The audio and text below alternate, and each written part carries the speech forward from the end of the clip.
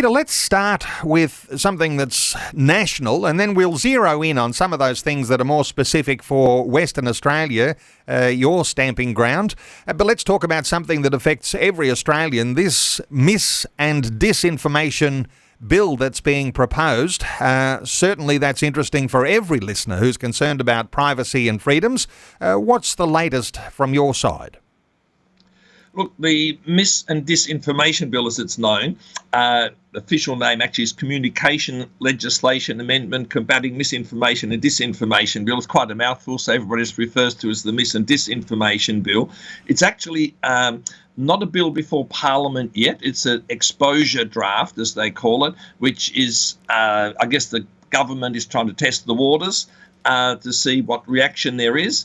And basically, what this bill proposes to do is to require the social media platforms to have policies in place to prevent mis- and disinformation that could be harmful being disseminated through, circulated through their platforms. And of course, the big question is, what is dis and what is misinformation? So if you're defining those, I mean, we might just be thinking whoever's saying the wrong thing, leading people astray online, that could be classified there, but the government's got some more deeper definition there? Yeah, the bill defines disinformation as when a person puts stuff up they actually know is false and they do it deliberately to deceive or mislead people. And I think most of us would agree, hey, that's fair enough, that scams and those sorts of things, if you know something is not true and yet you're trying to deceive people by peddling it, that something needs to be done about that. I think most people would feel comfortable with that. But the problem is the misinformation. They define that as something that you believe to be true, you're convinced it's true, but somebody else, namely the authorities, consider it to be harmful and not true. And of course, how is that going to work in a situation of freedom of speech? Like, for example, I believe that Jesus Christ rose from the dead, and that his dying on the cross took away my sin. Now, there would be some in authority who would say that's poppycock.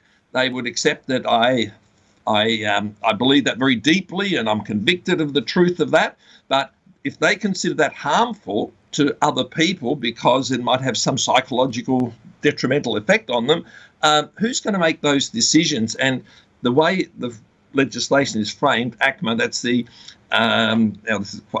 Australian Communications Media Authority, that's what it stands for.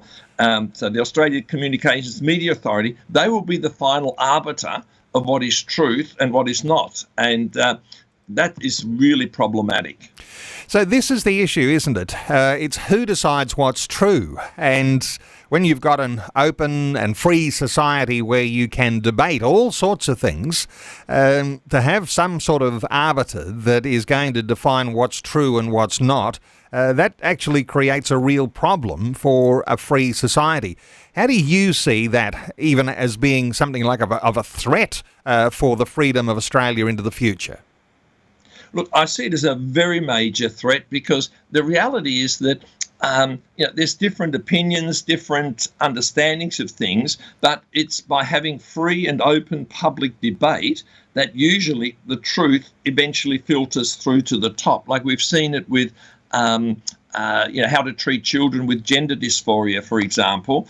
The use of so-called puberty blockers was supposedly fully reversible, and anybody who said they weren't fully reversible was had posts taken off their social media and they were claimed to be misleading people. Well, now the medical opinion is united that they are not reversible, and so it's by allowing people to express different views and so on that eventually the truth bubbles to the top. That's how science works too. So it really would if that kind of idea were to kind of law would be allowed, we'd all still believe in a flat earth because that was the common belief, and it was considered wrong to say it was a sphere. But eventually through public debate.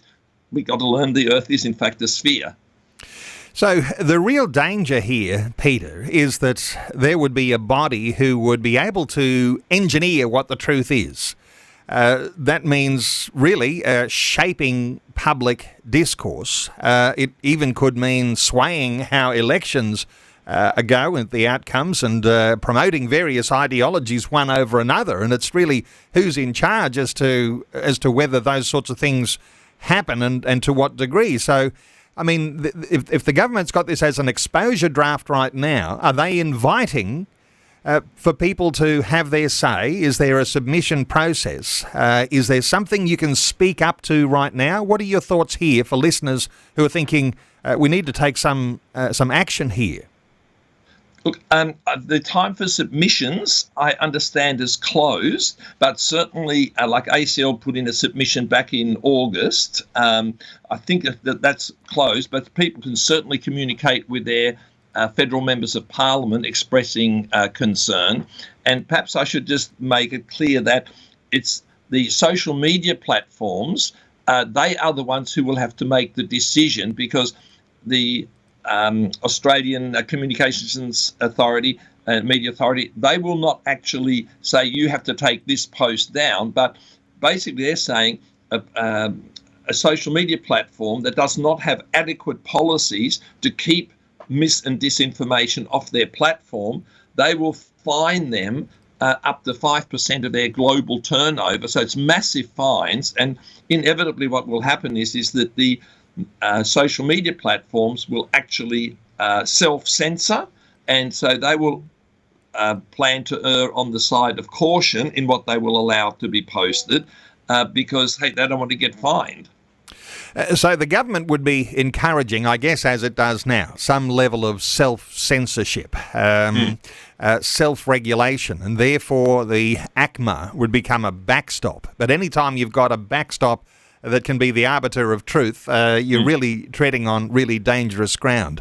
Thank you so much for a great update on that.